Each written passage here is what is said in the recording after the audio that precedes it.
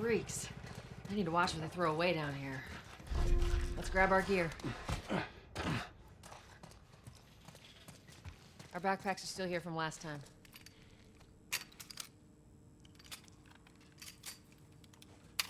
Not a lot of ammo. That'll make your shots count.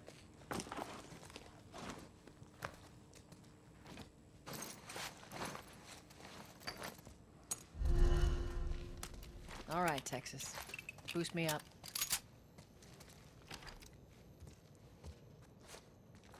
You ready? Yes, ma'am.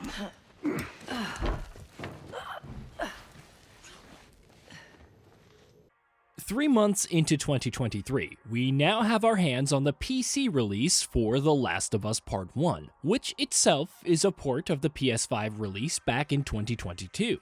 Having played through the original a number of times, how does the game hold up on PC? Let's find out.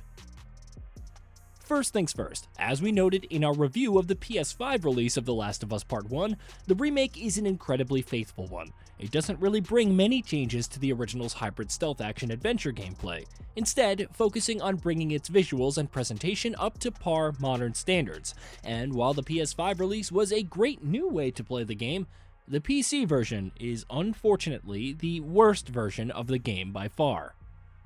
Joel! By the doorway.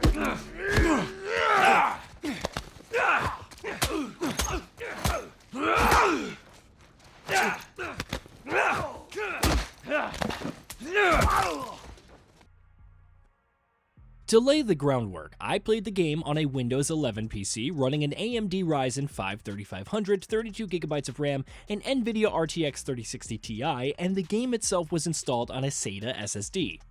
These specs are well within the range of the recommended specs on the Last of Us Part 1 Steam page. With these things in mind, I don't think there's much of an excuse for The Last of Us Part 1 to run as poorly as it does.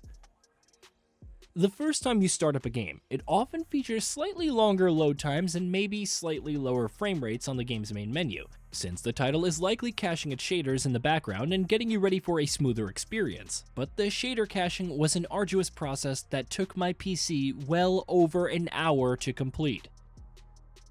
During gameplay, it manages to look quite well even with DLSS or FSR running, but various effects in the environment tend to be affected by the frame rate. Even the incredibly linear opening section of the game has the frame rate dip down quite a bit, especially once things start catching fire in the game's environments. While running the game on Windows 11 was quite painful, the Steam Deck suffered even more stuttering issues and low frame rates, which isn't too surprising considering the limited hardware on the handheld system when compared to the PC. Both my desktop and Steam Deck sessions were also interrupted quite often with crashes. Tinkering with the game's various graphical options, of which there are quite a few, didn't really help that much, at most pushing my frame rate up from an average of 55 while on high settings to 65 on medium. With all of the performance talk out of the way, let's take some time to talk about my experience of playing The Last of Us Part 1. The sandbox-style encounters in the game can be quite fun, especially against human enemies that can be satisfying to play around with, but the general experience is hampered by the gameplay's incredibly basic stealth mechanics that only really gives you one real chance to be caught. The moment you're seen by a single enemy, just about every other enemy is going to come down on you with all of the firepower they can muster.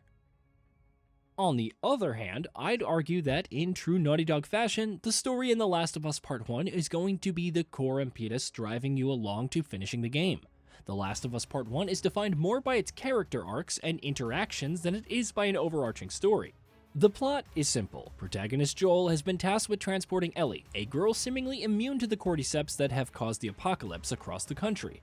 Along the way, many enemies in various states of being are infected and fought, and ultimately we get to see the characters of Joel and Ellie grow together. Like I said, the plot is more of a vehicle to drive you to various points of character interactions and set pieces that ultimately end up with some sort of character growth for the duo. And along the way, you'll get plenty of environmental storytelling as you explore dilapidated buildings, destroyed neighborhoods, and urban zones reclaimed by nature.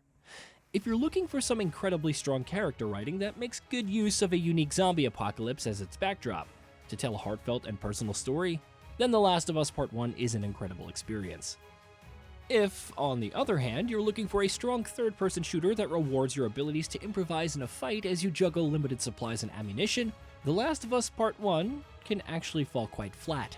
Resources are never really as scarce as they should be to heighten tension unless you are playing on the higher difficulty modes, and improvisation with your environment doesn't often go further than giving you the ability to throw bricks or glass bottles around. When you get right down to it, there's a reason for the mass critical acclaim seen by The Last of Us Part 1. Despite its insistence on not really updating the gameplay over the original in any meaningful way, The Last of Us Part 1 continues to be a fun game thanks in large part to its characters. However, more could have been taken from modern gameplay systems to make the experience in the remake better, but those aren't really the game's biggest problems right now. The biggest problems facing The Last of Us Part 1 all revolve around it being a PC port so badly optimized it makes the other remakes that came out this year seem like better investments for your time. Dead Space Remake has managed to squeeze out a lot more with its visual overhaul, all while having a PC release that runs relatively well.